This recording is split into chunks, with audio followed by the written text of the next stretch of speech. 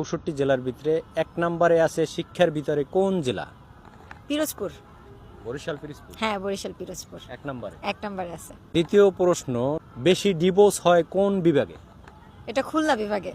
খুলনা বিভাগে? হ্যাঁ। শিওর আপনি? হ্যাঁ, শিওর। আচ্ছা, আপনার এটাও রাইট অ্যান্সার। সবচাইতে কম ডিভোর্স হয় কোন বিভাগে? সবচেয়ে কম ডিভোর্স হয় বরিশাল বিভাগে। আপনি শিওর বরিশাল বিভাগে? হ্যাঁ, বরিশাল বিভাগে। আচ্ছা, ওনার এই অ্যান্সারটাও 100% রাইট অ্যান্সার। কেস মামলা কোন জেলায় সবচাইতে কম হয়? পিরোজপুরে। শিওর? শিওর।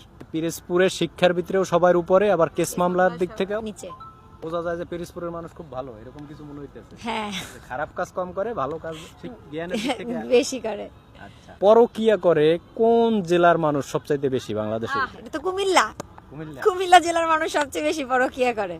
বাংলাদেশের ভিতরে সবচেয়ে বেশি ধর্ষণ হয় টাঙ্গাইল জেলায়। সবকিছু মিলিয়ে বাংলাদেশের ভিতরে কোন জেলা সবচাইতে খারাপ? যশোর জেলা। যশোর জেলা? জি। আচ্ছা, আপনি এত কিছু জানেন কিভাবে? আপনি তো সবগুলোর অ্যান্সার একদম রাইট অ্যান্সার দিয়ে দিলেন। এগুলো আমরা বই পড়ি, বিভিন্ন নিউজ টিউজ দেখি, সেখান থেকেই জানা আর কি। যেমন ধরেন আপনার যত নায়ক নায়িকা আছে যশোর জেলায় বেশি, খেলোয়াড়রা যশোর জেলায় বেশি, যাত্রাপালা, প্যান্ডেল ইত্যাদি এগুলো সবকিছুই যশোর জেলায় বেশি। মানে সবকিছু আকাম কুকাম যশোর জেলা থেকেই শুরু হয়, বুঝছেন? নেশাখোর যত আছে সব যশোর জেলায় বেশি।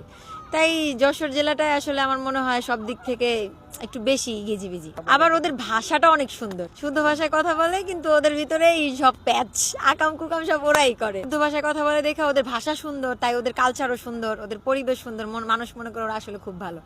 আসলে তা না, যশোর জেলার মধ্যেই সবচেয়ে বেশি অনৈতিক দুর্নীতি কাজকর্ম বেশি হয়। এই এতটুকুই বললাম।